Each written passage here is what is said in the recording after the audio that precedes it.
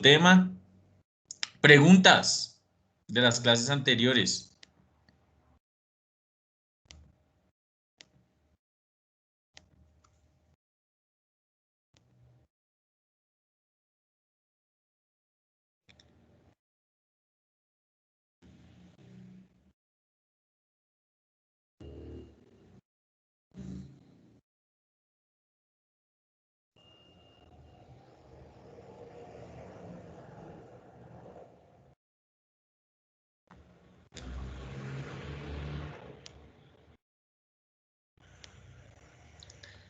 Creo que quedamos ahí. Preguntas, muchachos, por favor, para despejar las dudas.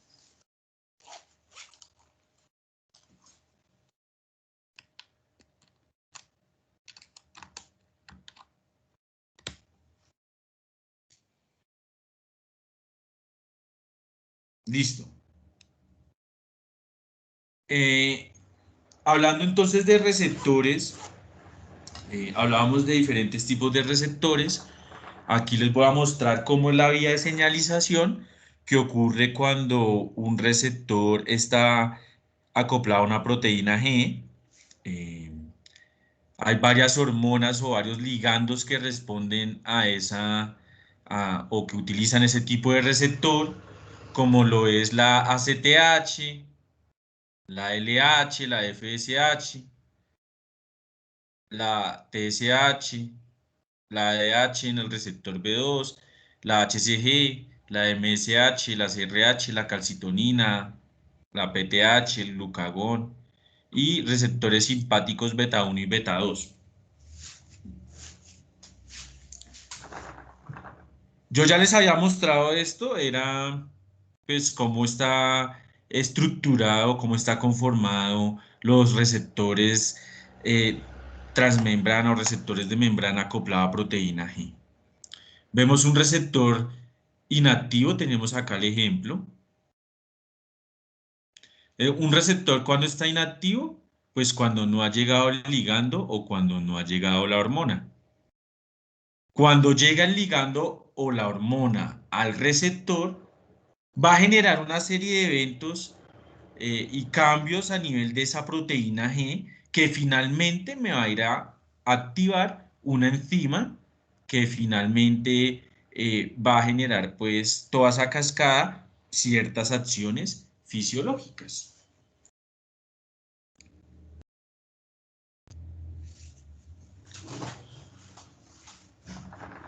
Hay otros tipos de receptores, ¿sí?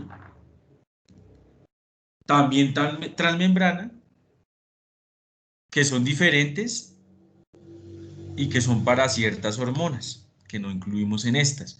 Recuérdate que las hormonas que estamos generando a nivel hipotalámico y a nivel hipofisiario, en su gran mayoría son de estructura proteica. ¿Sí? Entonces son proteínas. Y tenemos que tener claro entonces que ese receptor tiene varios nombres. eh, Varios autores lo denominan con diferentes nombres. Son receptores acoplados a proteína G, es válido, o son receptores transmembrana, de 7 dominios transmembranas, o receptores de tipo serpentina, por la forma en la que toman. Entonces, este receptor va a tener, como es asociado a una proteína G, entonces sí está asociado a una proteína G, como lo dice su nombre, y esa proteína G prácticamente tiene tres subunidades que la están conformando, que es la subunidad alfa, beta y gamma.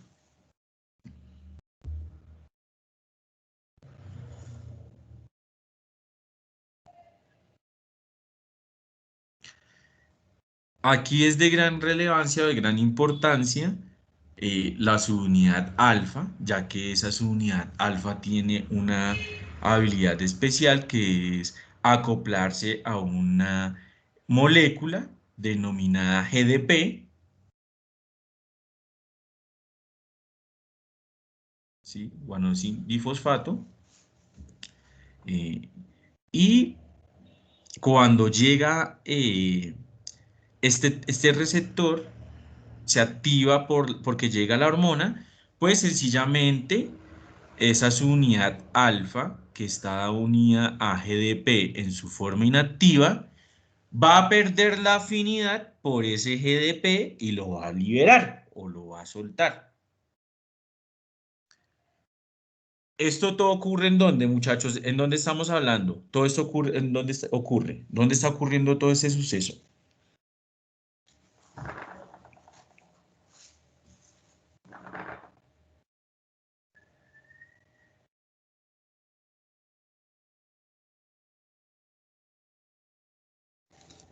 ¿Me escuchan, muchachos?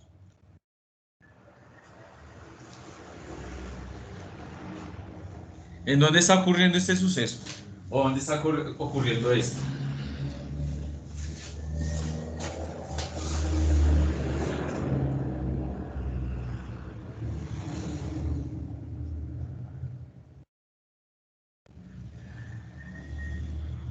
Eh, Creo que no es como en la parte del hipotálamo, si no estoy mal. Bueno, ok. Dice que la ACTH, que es una hormona hipotalámica, utiliza esta vía de señalización. O sea que la célula corticotropa que está en la hipófisis tiene este tipo de receptor. Si tú ya estás en esa célula y llegó la ACTH, o sea, esta hormona es la ACTH,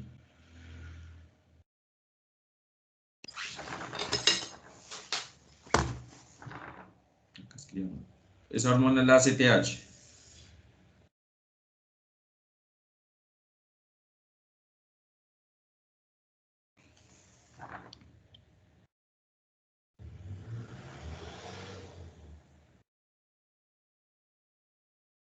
¿En dónde está ocurriendo esto en la célula?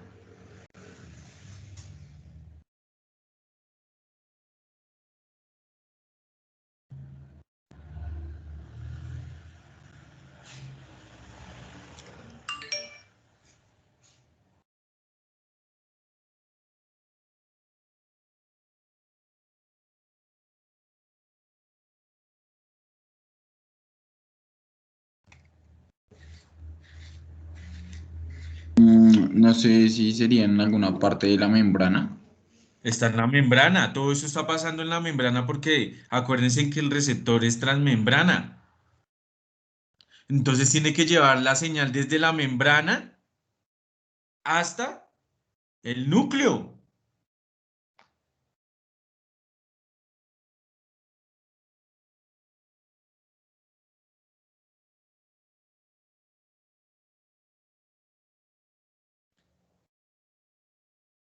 Pues acá está todo esto, está en la membrana.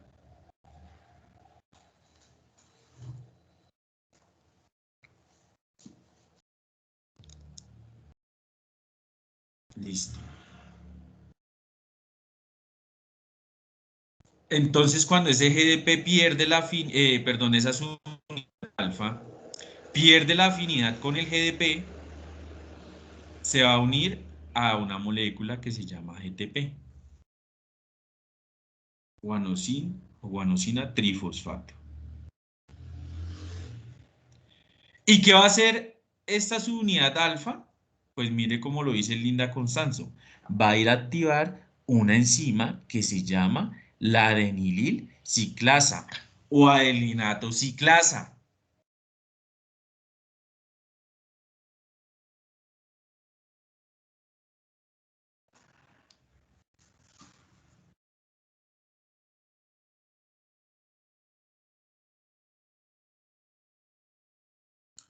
¿Y cuándo?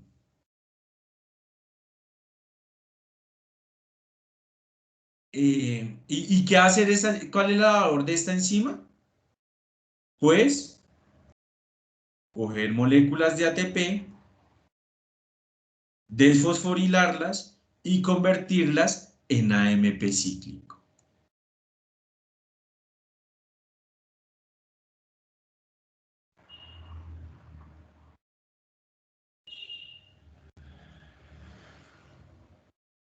Y por eso también se llama un sistema de segundos mensajeros. Porque el segundo mensajero va a ser ese AMP cíclico que va a ir a activar a nivel nuclear una liberación de la proteínquinasa A. Esa proteínquinasa A genera una fosforilación de proteínas que finalmente llevan a las acciones fisiológicas. En este caso, sería entonces, ¿cuál? La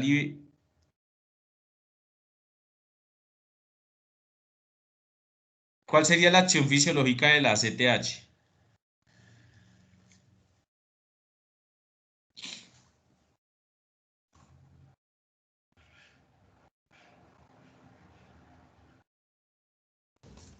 Estimular la liberación de los glucocorticoides.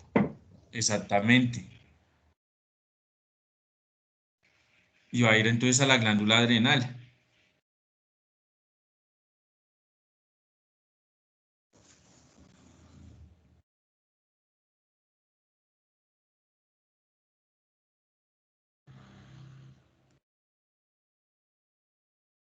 Y en la glándula adrenal va a generar este mismo mecanismo de acción.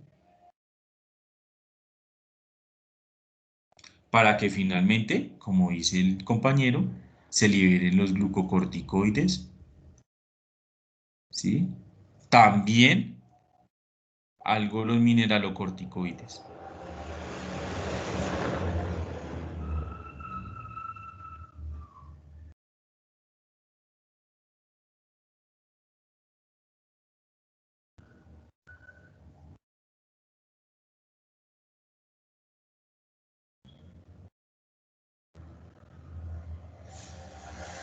Lo mismo va a ocurrir con las hormonas reproductivas LH y FSH.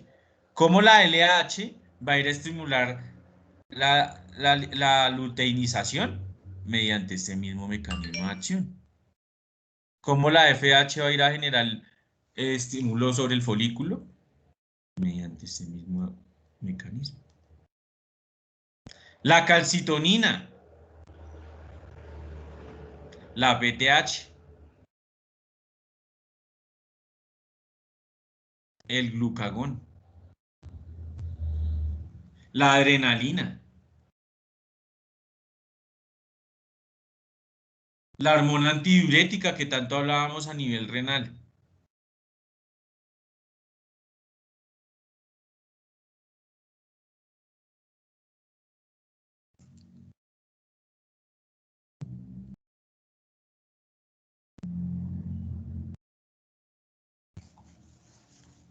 ¿Hasta acá alguna pregunta, muchachos? ¿Dudas?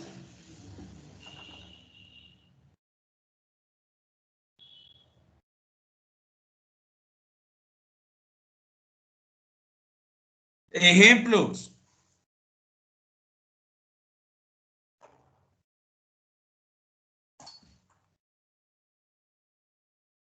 A nivel reproductivo ya lo tenemos.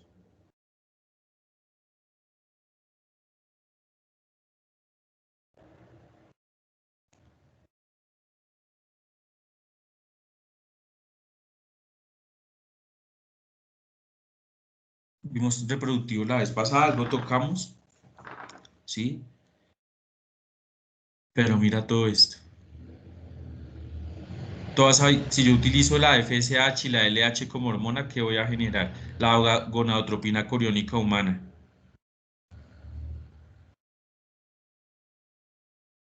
La PTH, al estimular la osteoclastogénesis. El glucagón, que es la hormona hiperglicemiante, ¿sí?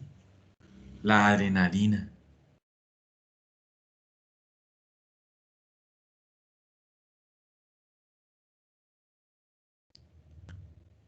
¿Sí? Entonces, si la adrenalina va a llegar a un receptor, va a utilizar este mecanismo de acción. Obviamente que las catecolaminas tienen diferentes tipos de receptores, los alfa y los beta, y todos van a estar ubicados en diferentes eh, tejidos o en diferentes porciones del organismo, cardíaco, cardiovascular,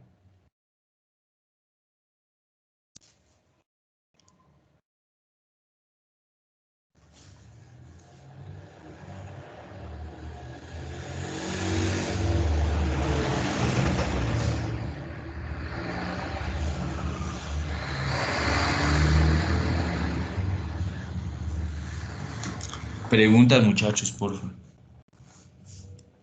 Doy muchos ejemplos, digamos, pero también preguntas porque uno no sabe si están entendiendo todo.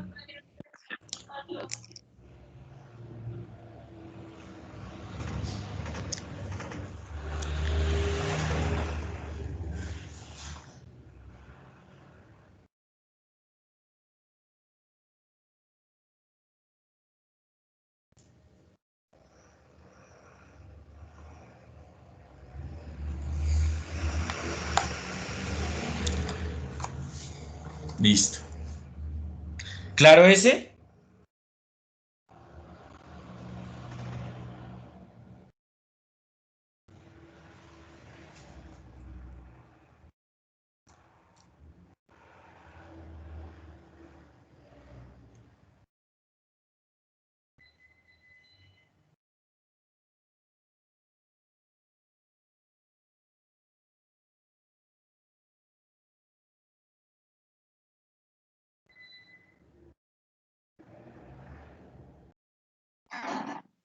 Listo. Hay Profe, tengo otras, una pregunta. dime. Cuando el ternero como que le pega la ubre Ujú. o como que empieza a estimular la ubre, ¿cómo se hace ese proceso pues que estimula la oxitocina? Ese es el reflejo de Ferguson. Y es el reflejo o el estímulo externo genera una liberación de oxitocina.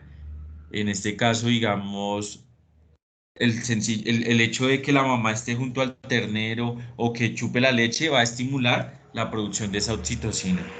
La producción de esa, la oxitocina es la hormona de la eyección láctea, diferente a la prolactina, que la prolactina es la hormona de la producción de la leche, ¿sí ves?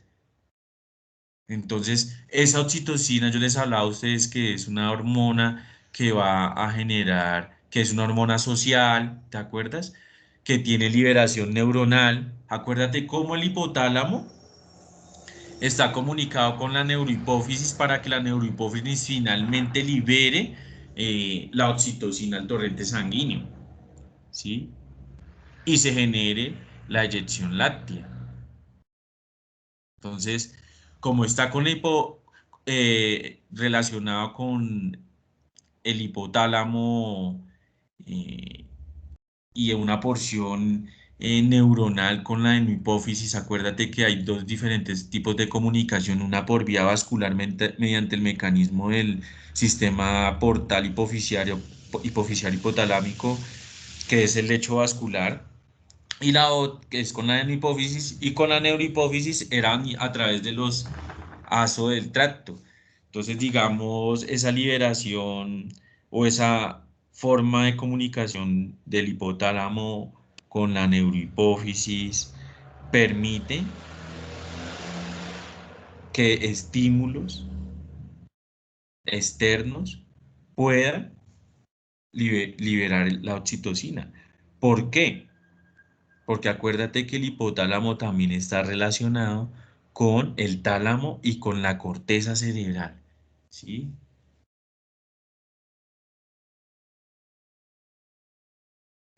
Y que no solamente el hipotálamo desarrolla una labor endocrina, sino también tiene labores de tipo sistémico, ¿sí? Regula el hambre, la saciedad, la sed, varias funciones tiene el hipotálamo. Entonces esa relación permite que la liberación de oxitocina sea rápida, pero lo que pregunta el compañero es muy, muy cierto. Entonces por eso nosotros tenemos que poner el, el, el ternerito, ¿sí? El novillito, neonato, uno le llama porque son recién, lo pone con su mamá para que se estimule la producción o la eyección láctea, ¿sí? Lo mismo tocarle el pezón a la mujer, a la hembra, a la vaquita también. Entonces usted le estimula el pezón y ese pezón Al ser estimulado, pues va a liberar un reflejo que se llama el reflejo Ferguson, y ese reflejo de Ferguson hace que se libere la oxitocina. Y como se libera la oxitocina, pues se va a generar una eyección láctea adecuada. Al contrario de una vaca que de pronto está con la liberación de adrenalina o asustada o algo así, por eso el momento del ordeño es un momento muy tranquilo.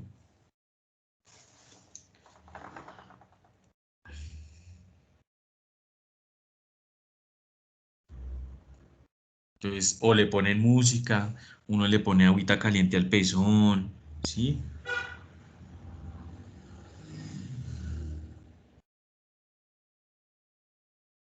Todo eso la estimula con comida, todo eso hace que la vaca que esté feliz libere más oxitocina. Una vaca que tenga un estímulo del ternero con el golpe que le da la glándula mamaria, con el mismo reflejo de succión o esa succión que hace sobre el pezón, hace que se libere oxitocina. ¿Sí? La oxitocina es muy importante también para las contracciones del útero. Acuérdense que la oxitocina es la que genera la contracción uterina para que se lleve, pues para que nazca el bebé. Esas contracciones uterinas están dadas por la oxitocina. Tiene muchas labores la oxitocina. Más adelante profundizamos en ella. Algo. ¿Qué otra pregunta tienen?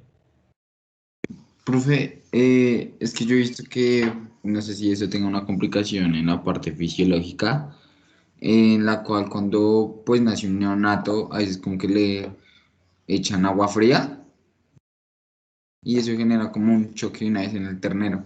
No sé si eso tenga como una contradicción fisiológica y no sé qué, pues, qué estímulos genera eso. ¿Y para qué lo hacen? Pues yo lo que he escuchado es como que para que el ternero empiece a respirar, pero no sé si No, sea. pues yo no lo he visto. La verdad, digamos, uno genera la respiración. Primero, porque se va a generar la respiración, porque hay un cambio de las presiones, o va a haber un cambio de las presiones, ¿sí? Porque la atmósfera ya va a empezar a influir sobre la cavidad torácica y sobre esa presión. Entonces, un estímulo del ternero es limpiarlo, sobarle el tórax, ¿sí? ¿Qué pasa? Que los neonatos, en especial bueno, los bebés también, la mayoría de mamíferos nacen con el hipotálamo no está desarrollado. Y el hipotálamo es el que es el centro de la temperatura corporal. Entonces, el hipotálamo, como no está desarrollado, esos pacientes van a generar aún más hipotermia. No sé, si tú hablas de tierra caliente, no sé, en tierra fría no lo he visto. Pues, profe, la verdad, yo lo vi en un programa de televisión en Animal Planet donde pues el doctor le echaba el agua fría y una vez al ternero y el ternero como que De pronto si es por las estaciones, de pronto acuérdate que ellos hacen sincronización de celo para que todas nazcan no sé, ¿cómo es? Primavera, en la primavera, sí.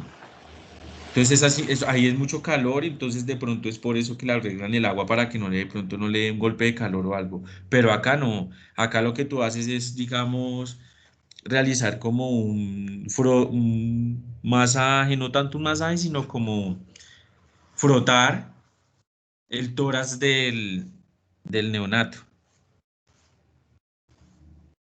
¿sí? Como si, simulando como si la mamá lo estuviera limpiando. Y ese estímulo hace que el animal respire. Pero el agua fría no, hasta ahora que tú me dices. Porque digamos la hipotermia sí les da a los animales que son recién nacidos de todo tipo. Entonces la hipotermia le da tanto a los perros, a los gatos, a los humanos, precisamente por eso, porque el hipotálamo no está desarrollado. Entonces, como no hay desarrollo del hipotálamo, hay problema. Se mueren de hipotermia, de hipoglicemia, ¿sí? ¿Qué otra pregunta tienen, muchachos?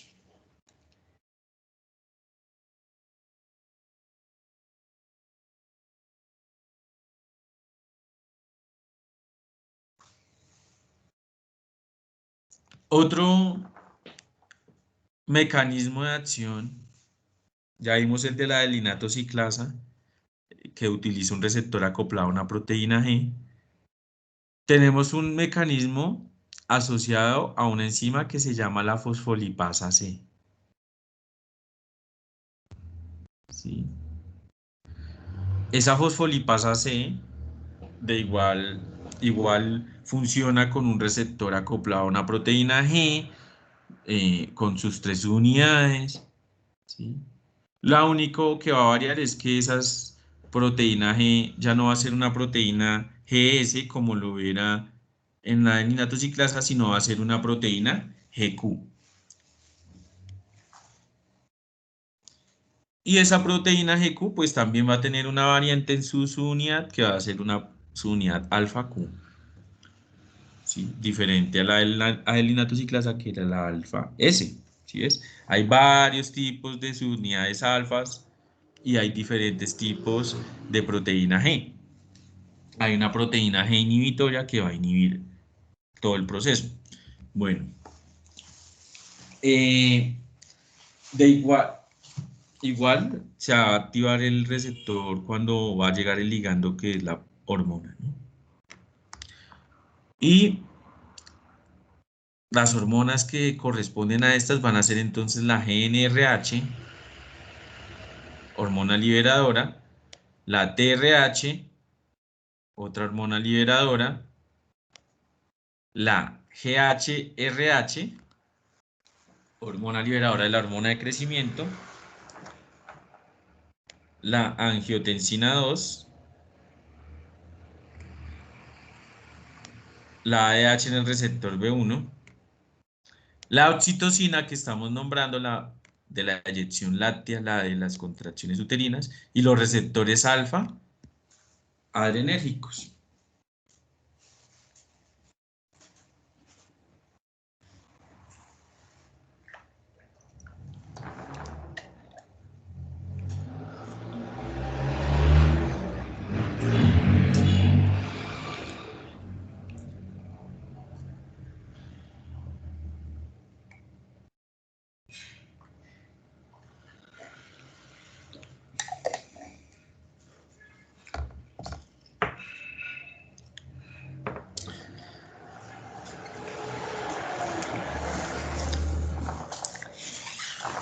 Es muy importante. ¿Qué va a hacer este mecanismo de señalización? Igual, si está en la membrana celular, se va a activar una enzima que se llama la fosfolipasa C. Cuando llega esa hormona y estimula el receptor, lo mismo ocurre. Esa subunidad alfa pierde la afinidad por GDP, ahora se relaciona con GTP, y esta es la forma activa, va a ir a activar a la fosfolipasa C, y esa fosfolipasa C va a actuar sobre los receptores, sobre los fosfolípidos de membrana, y de esos fosfolípidos de membrana va a generar o a obtener una sustancia que se llama el PIP2.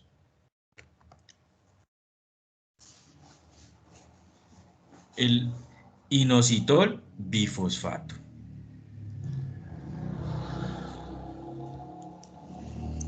Y ese PIP2 vuelve y se disocia.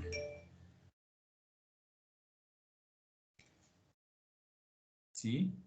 Se va a disociar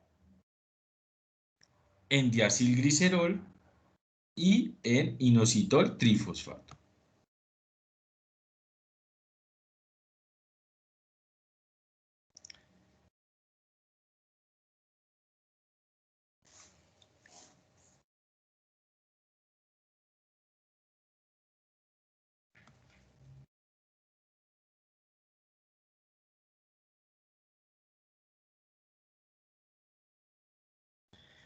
Esa disociación entonces va a liberar diacilglicerol e IP3. Este IP3 va a ir al retículo sarcoplásmico a liberar calcio, y ese calcio relacionado con el diacilglicerol activa la proteinquinasa C. Y esta proteinquinasa C va a generar las acciones fisiológicas.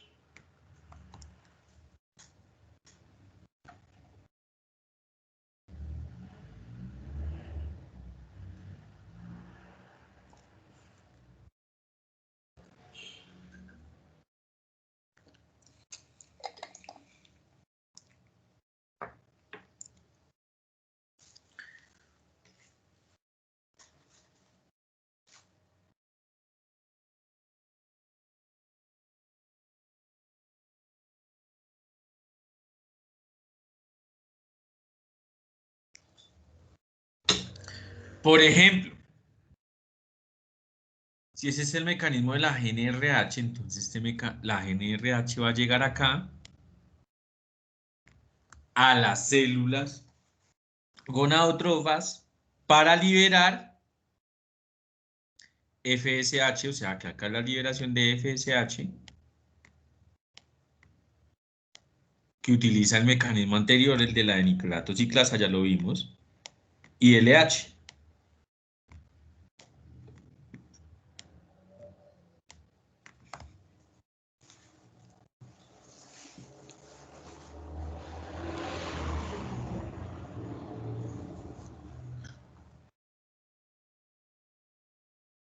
Preguntas.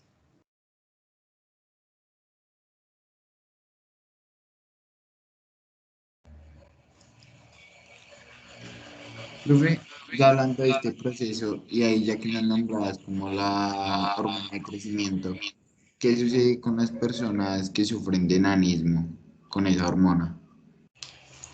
De enanismo pueden haber dos problemas. Uno es déficit o alteración en la producción de la hormona. Dos son a nivel del receptor.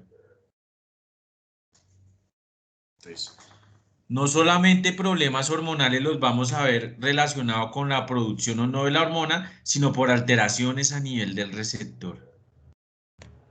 ¿Sí ves? En el perro también está. Por ejemplo, el pastor alemán sufre de un enanismo hipofisiario congénito. ¿Sí? Entonces, ¿qué pasa? Que esa hormona de crecimiento, esta CRA, mire, esta hormona liberadora de la hormona de crecimiento, va a ir a las células somatotropas y va a liberar la hormona de crecimiento, que sería la GH. Pero la hormona de crecimiento, ¿a dónde va a ir finalmente? Al hígado. Y en el hígado, la hormona de crecimiento se va a convertir en IGF-1 y el IGF-1 sí va a actuar en unos receptores tirosinquinasa, ¿sí? Y va a estimular el crecimiento, porque los receptores que estimulan, por eso la insulina también está relacionada con el crecimiento, porque el receptor de insulina y el receptor de la hormona de crecimiento son parecidos.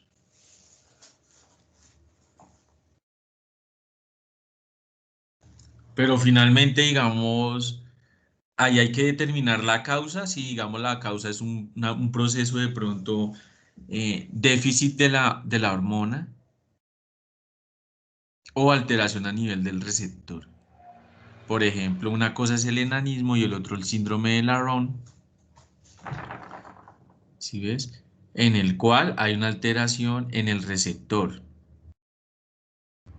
Y esas personas son enanas así no se den hormona de crecimiento, diferente a lo que le pasó a Messi, que Messi era por un déficit de la hormona de crecimiento, entonces el tratamiento pues era darle hormona de crecimiento.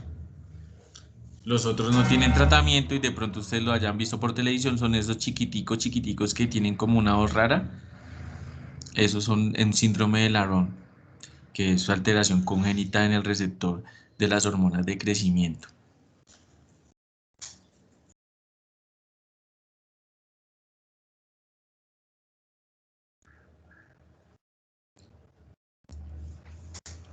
Profe, yo tengo una pregunta. Sí, Digamos que, bueno, no sé si es cierto que el pincher, profe, es como un Doberman pequeño.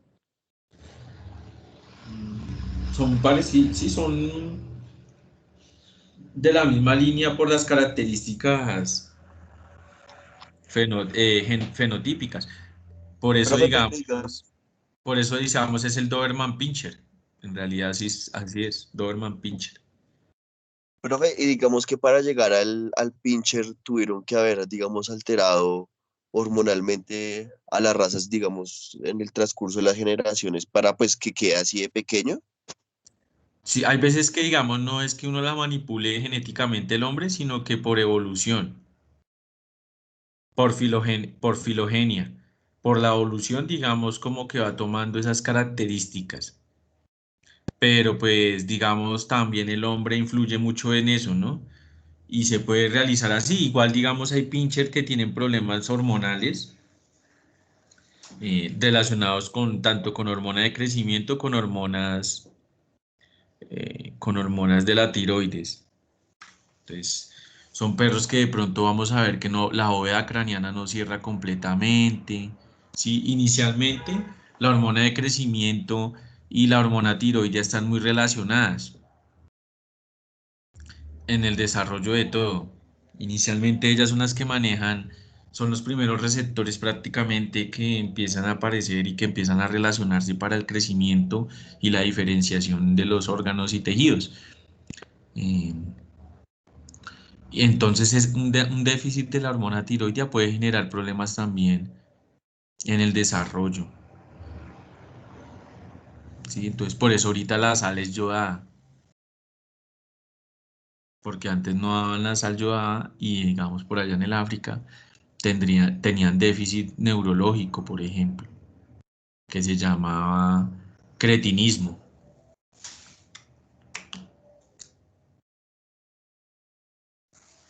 ¿Sí? Y hay un déficit neurológico. Entonces sí, sí se ha manipulado algo también. Recuerda que hay un desarrollo filogenético que permite pues que eh, el perro exprese cierta característica fenotípica, ¿sí? También se puede hacer modificaciones. Hoy en día se hacen modificaciones genéticas, por ejemplo, por eso el Charpey dejó de salir tanto porque el Charpey tuvo muchas modificaciones genéticas y finalmente estaba predispuesto a muchas enfermedades de la piel.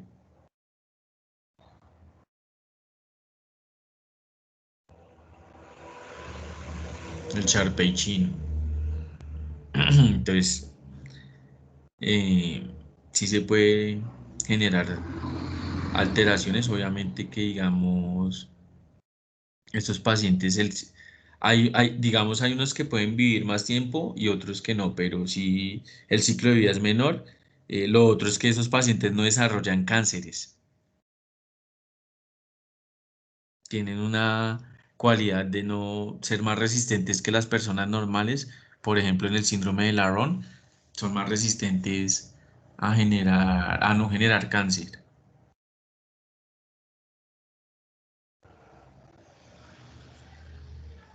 Profe, y digamos que no se podría utilizar de pronto ese mecanismo para prevenir el cáncer en otras especies.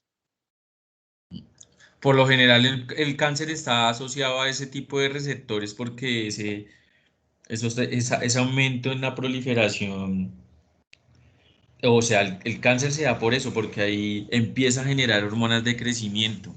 Entonces, uno lo que hace prácticamente los medicamentos de las quimioterapias es eso, inhibir la proliferación celular, ¿sí? Inhibiendo pues la utilización de los factores de crecimiento que utilizan las células tumorales. Sí, ese es prácticamente es el tratamiento que se utiliza, se modifica. También hay veces que el cáncer genera, digo, la hormona de crecimiento genera resistencia a la insulina. Esas personas con el síndrome de Laron es como, ¿ustedes han visto Charlie la fábrica de chocolate? Los Lumpa Lumpa, la última, la de Sí, Johnny profe. Depp, es, ese Lumpa Lumpa tiene el síndrome de Laron.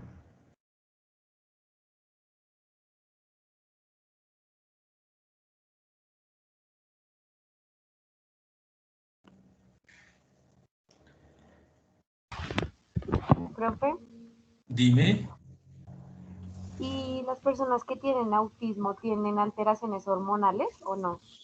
Claro, en el desarrollo congénito pudo haber sido, como te digo, alteración en las hormonas de tiroides.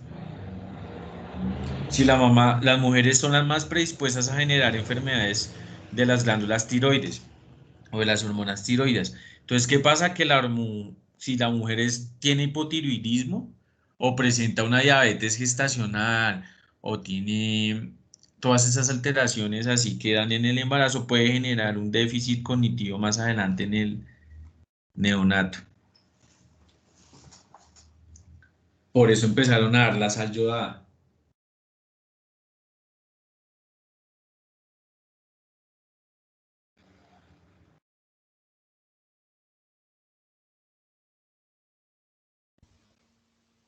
Profe, otra pregunta. Dime. Es que una vez una psicóloga dijo que, por ejemplo, cuando las personas se besan, puede existir el gusto y eso, pero como tal, la persona no está enamorada ni nada, sino es por la liberación de hormonas. Ahí cómo es. Se libera oxitocina, que es la hormona del amor.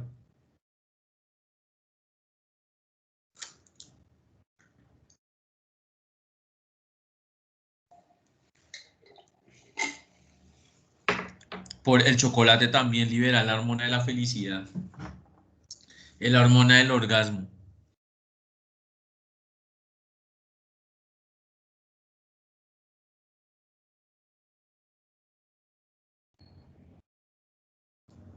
Sí, entonces, esa oxitocina, lo mismo que le complementaba al compañero, el reflejo Ferguson, que es ese estímulo ambiental, ese estímulo del ambiente, bien sea tocarle el pezón, bien sea ponerle agüita caliente, bien sea que el ternero llegue a generar la succión. ¿Sí? El sencillo hecho de que el ternero esté al frente, ese factor hace que se libere oxitocina, lo que tú me preguntas del amor y todo eso, hace que se libere la oxitocina, ¿sí? Esa oxitocina va a generar muchos efectos sistémicos, muchas respuestas. Entonces, eh, tú te vas a sentir enamorada porque recuerda que a nivel del hipotálamo se controla el amor y todo eso, o sea, procesa todo, la memoria, está involucrado el hipotálamo con eso, entonces, como está comunicado directamente, la corteza relacionada va a liberar oxitocina y tú te vas a ver hasta más atractiva para la otra persona, ¿sí? Por la liberación de la oxitocina que estás generando y esa persona se va a ver atraída hacia eso, ¿sí?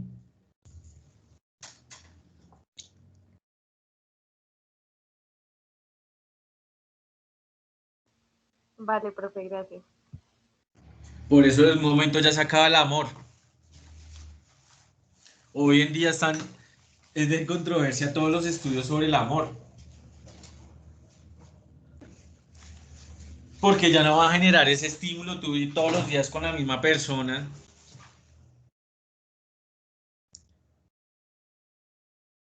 ¿sí?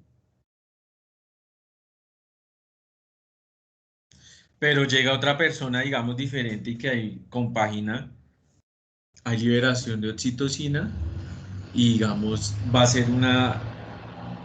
ser muy diferente ver a esa persona que ver a la otra persona que de pronto uno ya no siente nada, ¿sí?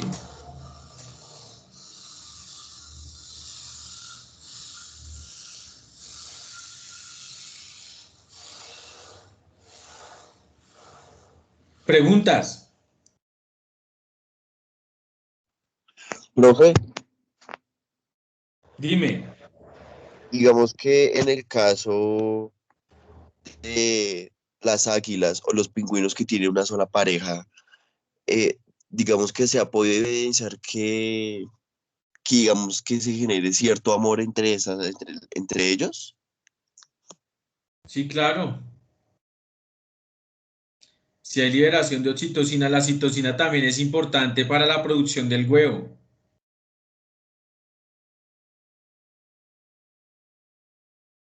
Entonces las aves, aunque no es propiamente llamado receptor de oxitocina, sí es uno muy similar. Pero sí, obvio, tiene que haber, digamos, los animales siempre van a generar, digamos, diferentes comportamientos. Y ya eso es, digamos, eso, comportamiento animal. El paciente, etología. El animalito es monógamo o es polígamo. ¿Sí es? ¿El animalito está con una sola pareja durante toda la vida o el animalito tiene varias parejas?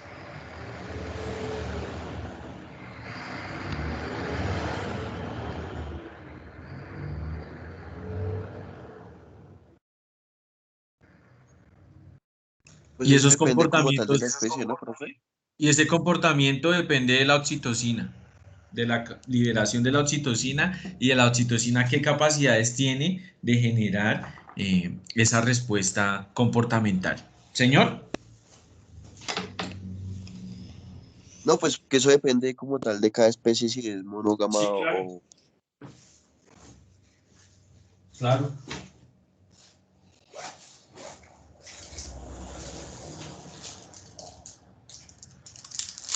Depende de cada especie.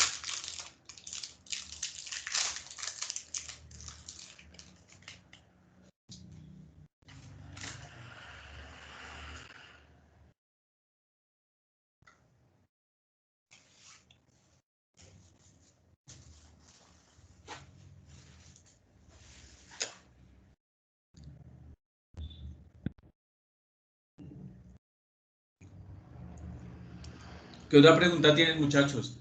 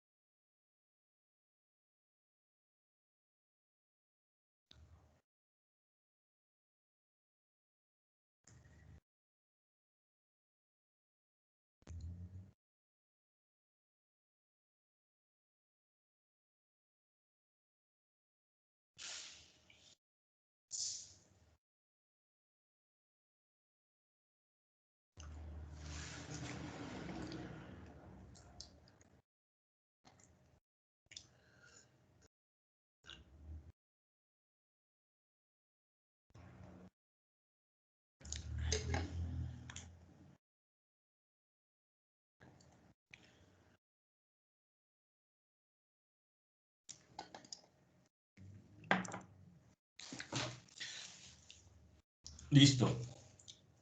Vamos a hablar entonces ahora de los mecanismos de la acción de las hormonas esteroides. Déjame y me termine de tomar un tintico y seguimos. ¿Preguntas entonces no hay?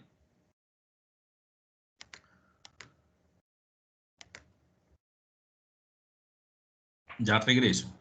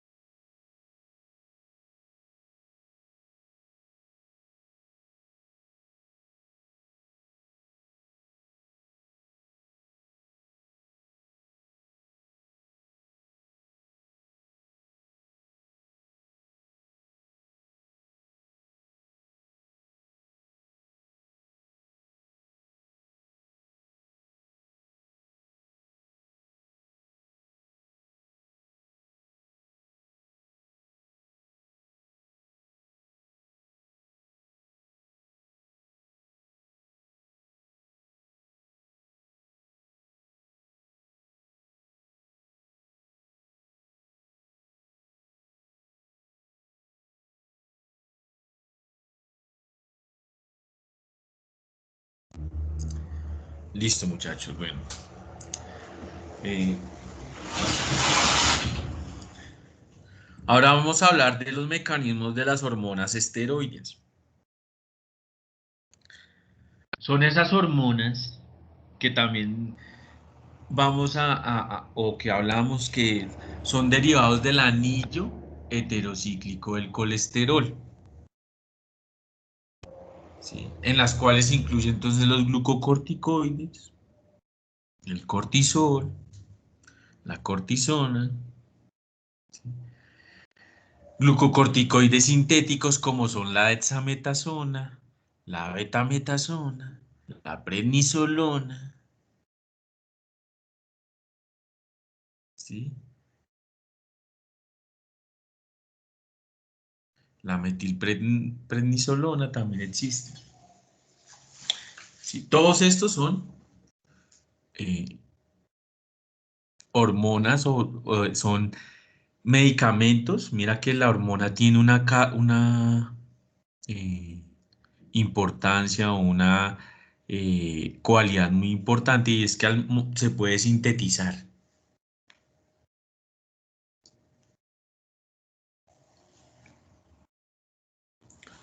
Esos glucocorticoides que tienen varias labores. Una de ellas es antiinflamatoria, antihistamínica.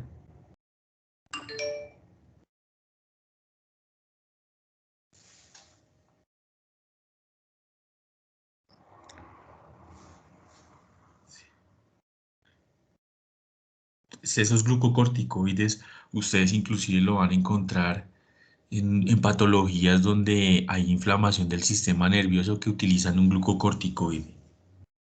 Y hay glucocorticoides, ya ustedes también los van a nombrar en farmacología. ¿Sí? También están involucradas en el metabolismo, en la gluconeogénesis, ¿sí? En la glucogenólisis, ¿sí?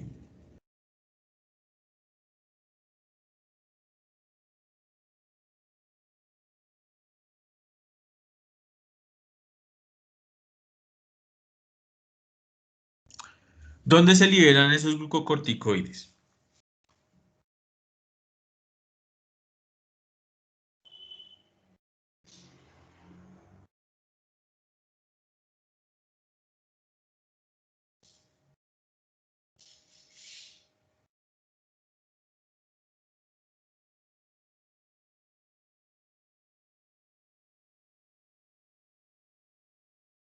Pues, profe, se puede, pues una de esas sería por las glándulas suprarrenales.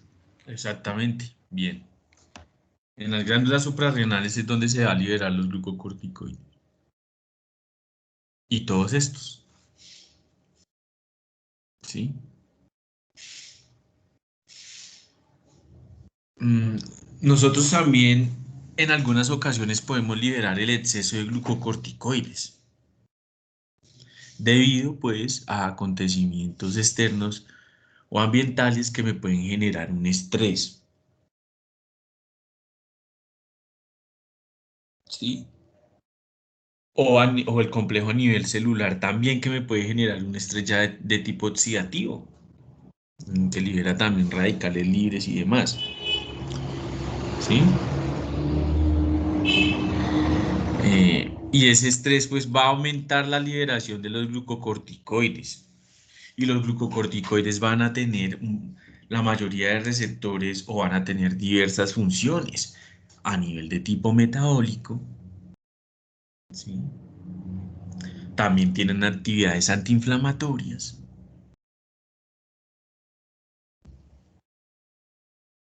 antihistamínicas. Muy posiblemente ustedes vean esos pacientes.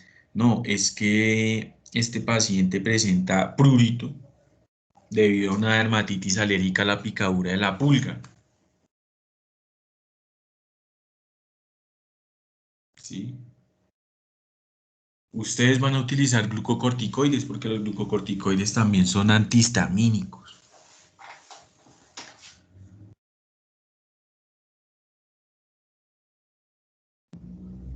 ¿sí?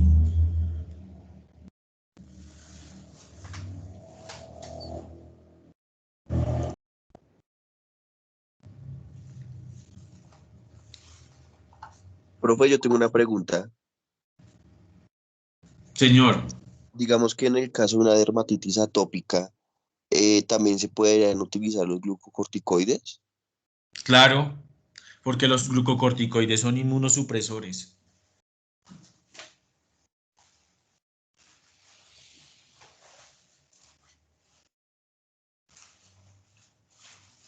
Y digamos que se puede usar por prolongado o toca, profe, digamos, usarlo, digamos, de vez en cuando. Es ahí lo que usted como médico tiene que empezar a mejorar eso, ¿no? Usted no puede, digamos, quitar un glucocorticoide de un momento a otro porque genera síndromes de Cushing.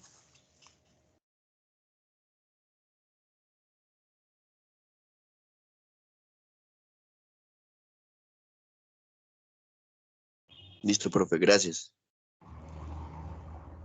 ¿Sí ves?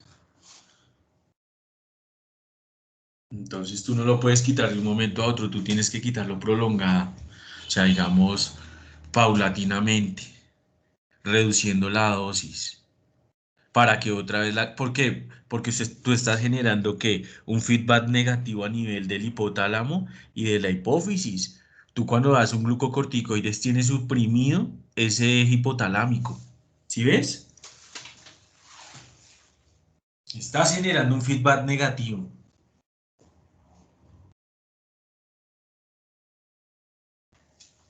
Y como generas un feedback negativo, pues la glándula adrenal no va a liberar glucocorticoides.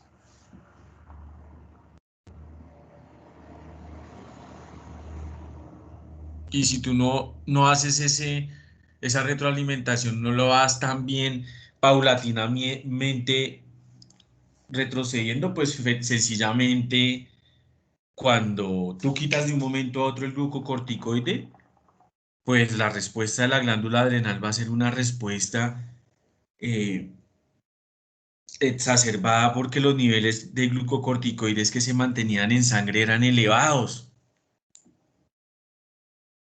Ahora estamos acostumbrando al cuerpo a que sean tan elevados, pues sencillamente la glándula adrenal se va a hipertrofiar y va a generar hiperadrenoscorticismos, que son, o síndromes de Cushing, que son un aumento en la liberación de los glucocorticoides.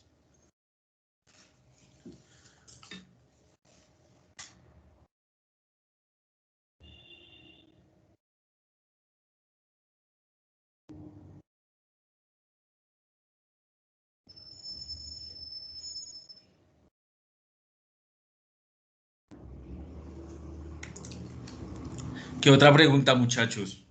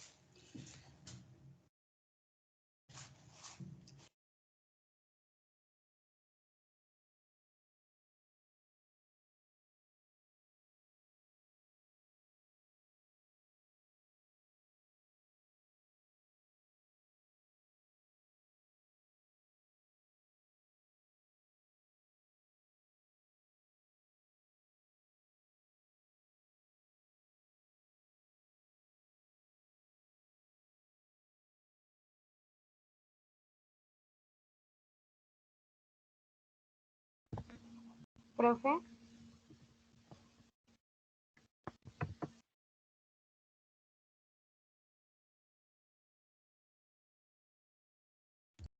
Dime. cuando una persona sufre de diabetes y digamos se le sube el azúcar, ¿hay qué se puede hacer obviamente antes de ir al médico y eso, o sea, uno cómo podría actuar en ese momento. Bueno, pues hay que mirar si la persona, o sea, se genera una hiperglicemia y la hiperglicemia por lo general es mayor a 120 miligramos por decilitro de glucosa en sangre. Si se aumenta por encima de esos 120 miligramos por decilitro en sangre, el paciente tiene hiperglicemia. Hay que determinar si la causa de esa hiperglicemia, por ejemplo, en el gato puede ser transitoria. ¿Por qué? Porque el gato se estresa mucho. Entonces, como se estresa mucho el gato, va a liberar glucocorticoides y los glucocorticoides finalmente van a generar una resistencia a la insulina. ¿Sí? Por otro lado, si es diabetes tipo 1, que estamos hablando en el humano, es insulino dependiente, o sea que para el tratamiento de esa diabetes necesita insulina. ¿Sí? También para el diagnóstico tienes que tomar en el perro, por ejemplo, y en el humano tienes que tomar un examen de orina, un urianálisis, y ahí te va a botar si hay una glucosuria, que es la glucosa en orina, ¿sí? Pero en el gato tú lo haces es mediante fructosamina, y el gato va a generar la diabetes tipo 2 en el humano, que es insulino no dependiente. Su tratamiento en realidad no es insulina, porque no es que se necesite insulina, sino que hay una resistencia a la insulina. Esa resistencia a la insulina puede ser dada por la obesidad, ¿sí? En su gran mayoría, o puede ser dada también por factores como por ejemplo hormonal, como este que son los glucocorticoides, que van a generar pues que la hormona, eh, que no se expresen receptores para la hormona de la insulina. O también eh, hay otra alteración que puede generar otros medicamentos que pueden generar este tipo de diabetes. Este tipo de diabetes tipo 2 no necesita de insulina para su tratamiento. Si no se necesita es y primero mirar cuál es la causa de la resistencia periférica a la insulina y dar sensibilizantes para que la hormona actúe mejor, eh, como por ejemplo la metformina, ¿sí? Porque hay varias cosas. El aumento de los triglicéridos también genera resistencia a la insulina, ¿sí? Todo eso hay que verlo. Y son los dos relacionados con el humano. La diabetes tipo 1 que sea en el perro y la diabetes tipo 2 que sea en el gato. Ya en el humano ya le da a usted diabetes gestacional. Y también en el perro pues algo se ha mostrado, pero pues ya es ya tiene que ver con, digamos, la hormona, con la prolactina y la hormona de crecimiento que también van a generar ocupación en el receptor de la insulina y van a generar resistencia a la insulina.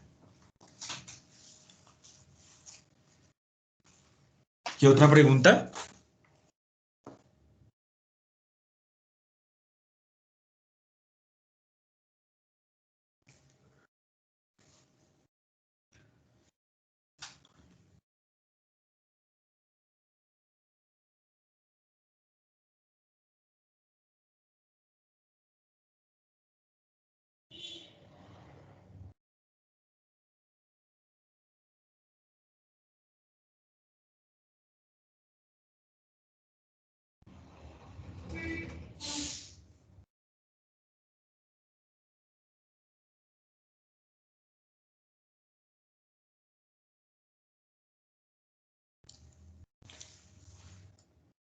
Listo. Los estrógenos.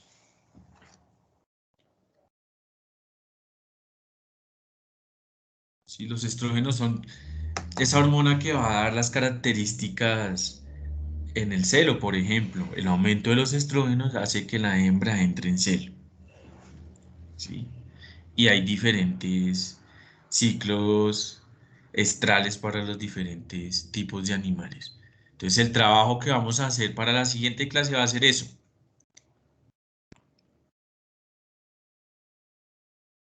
Vamos a hacer un cuadrito o un ensayo en donde describamos los diferentes ciclos estrales de las diferentes hembras. De la vaca, ¿sí? Cuánto dura el celo, cada cuánto entran en celo, cuánto dura la gestación, porque son parámetros fisiológicos que ustedes deben de tener en cuenta para su práctica, ¿no? Cuando ustedes lleguen a reproducción le dicen, bueno, ¿cuánto es el ciclo estral de una vaca? Y usted ya 21 días, así como en el ejército. Listo. La progesterona, la que mantiene entonces la gestación, no solamente se produce en las glándulas adrenales, sino también se produce en el cuerpo lúteo.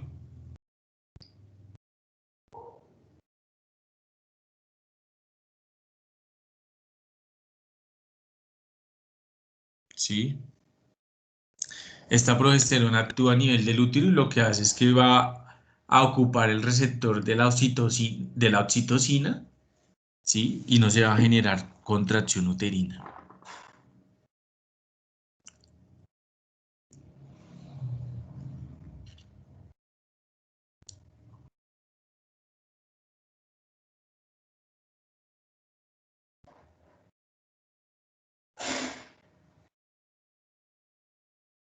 Sí, entonces esa es una gran...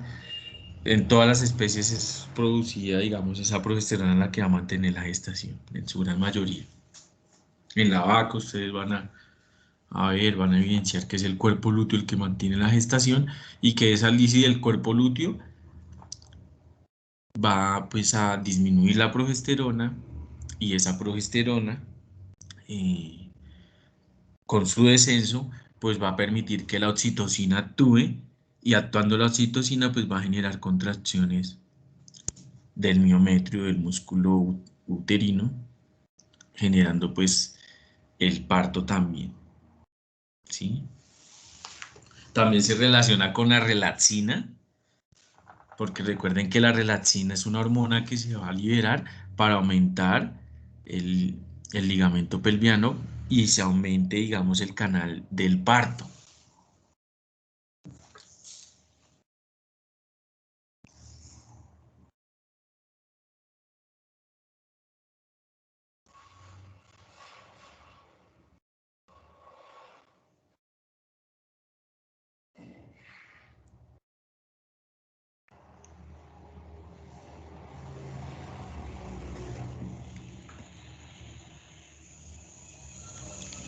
La testosterona,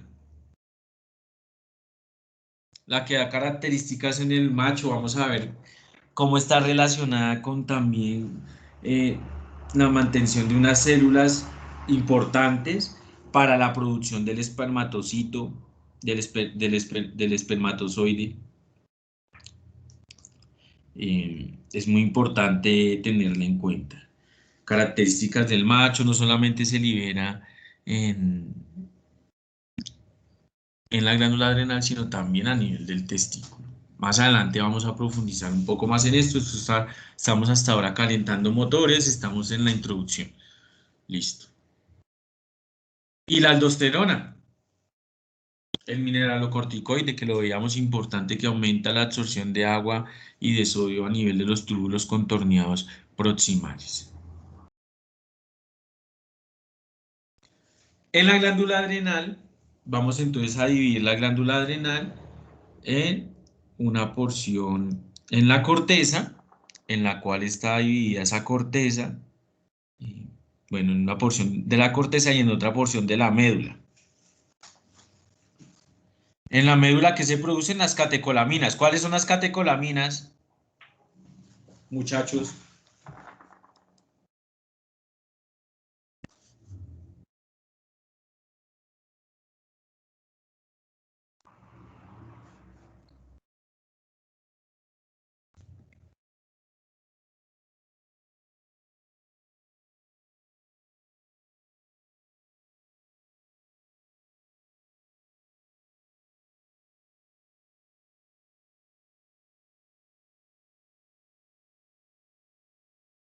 Profe, ¿esas no serían como la adrenalina y la noradrenalina? Claro, esas son las catecolaminas. La adrenalina y la noradrenalina, ¿sí? Se van a producir en donde, en la médula de la glándula adrenal, ¿sí? Y en la corteza se va a producir los mineralocorticoides, los glucocorticoides y los andrógenos. Regáleme un segundo.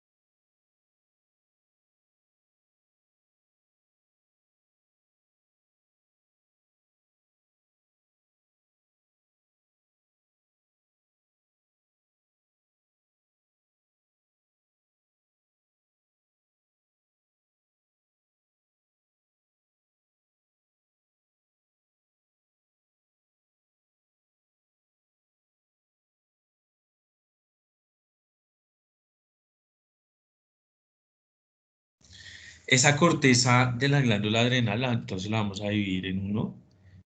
La porción más externa, que va a ser la zona glomerular, la cual va a producir los mineralocorticoides. ¿Cuáles son los mineralocorticoides?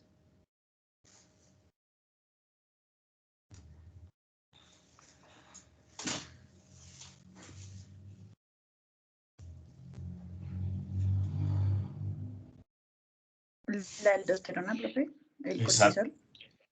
No, la aldosterona. La aldosterona es el mineralocorticoide. Entonces, los mineralocorticoides, o sea, la aldosterona se va a producir o se va a generar en la zona glomerular.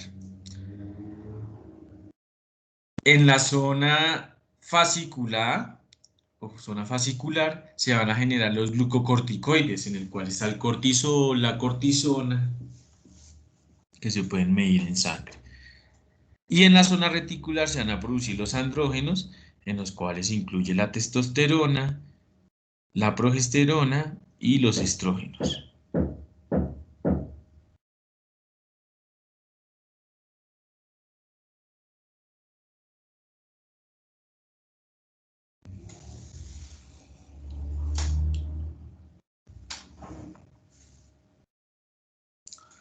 ¿Cómo va a ser su liberación?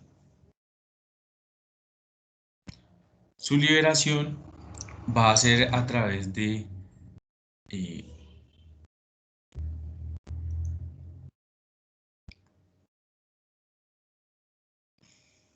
un receptor. Esa es la célula que va a generar la hormona, como de pronto en este ejemplo el glucocorticoide o el corticoide. Entonces va a tener un receptor de membrana acoplado a proteína G, que va a estimular entonces, acá que ya está estimulando la adeninato ciclasa, y la adeninato ciclasa va a fosforilar el ATP en AMP cíclico y va a ir a activar la proteína quinasa A. Hasta ahí estábamos, ¿sí o no? Luego esta proteína quinasa activada va a fosforilar unas proteínas que están relacionadas con una enzima que es la colesterol esterasa, ¿sí? Que va a coger lípidos que se mantienen en la célula, unos lípidos de baja densidad, y de esos lípidos de baja densidad va a actuar entonces esa colesterol esterasa, obteniendo entonces una partícula de colesterol libre. Esa partícula de colesterol libre va a entrar a la mitocondria y la mitocondria se va a relacionar junto con el retículo endoplasmático ¿sí? En la mitocondria activa una proteína muy importante que es la P455, el citocromo P455, ¿sí? En las crestas mitocondriales. Eso va a generar que entonces finalmente la relación mitocondria-retículo endoplasmático genere el glucocorticoide, se va a generar una vacuola que va a transportarlo, finalmente por difusión de membrana se va a liberar.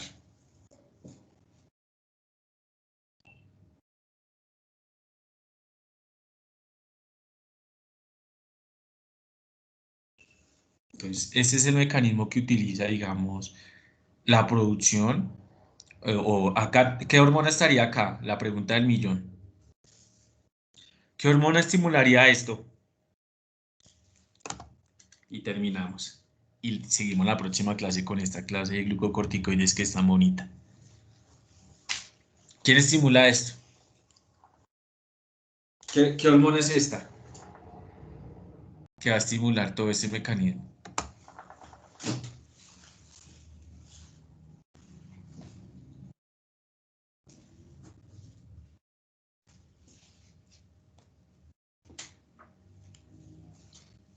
Muchachos, ya para terminar.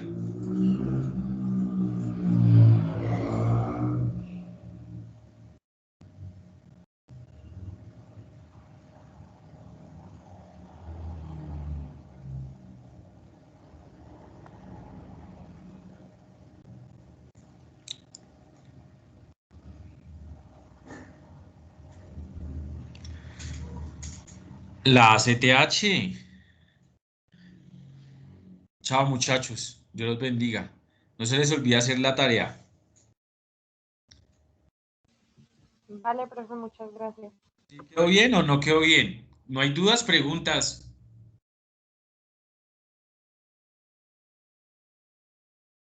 Profe, una pregunta.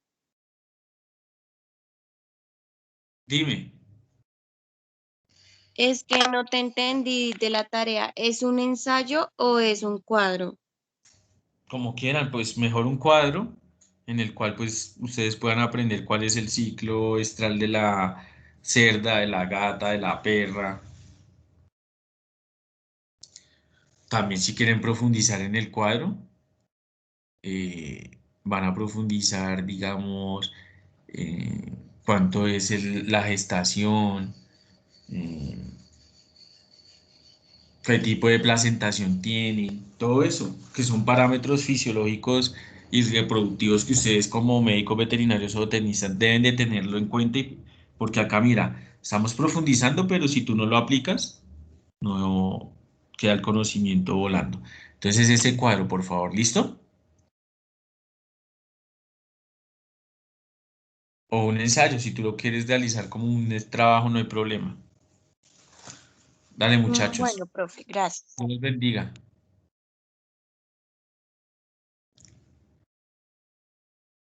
Profe, qué pena una pregunta. Dime. ¿Es para el lunes o para el miércoles? mm, Pues para el miércoles no tienen nada que hacer. Vémoslo el miércoles.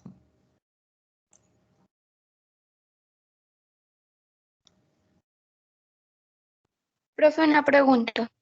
Dime, ¿Por qué a un perro no se le desinflama el pene después de tener relaciones sexuales? porque se produce una vasodilatación y se llena el músculo isquiocavernoso de sangre. ¿Y eso se desinflama solo? Sí, claro. Es que mi perro está así desde anoche y no se le quiere desinflamar. Ah, no. Entonces tu perro lo que sufrió es una parafimosis, que es una capacidad de incorporar, de enfundar otra vez el pene. Y entonces ahí tienen que llevarlo al veterinario porque eso tienen que hacerle posiblemente una cirugía o toca revolverle, reintroducir el pene o si no lo puede perder. Tienes que tener cuidado, llévalo de una vez. Vale, profe, gracias. Listo. Listo, muchachos. Dios los bendiga.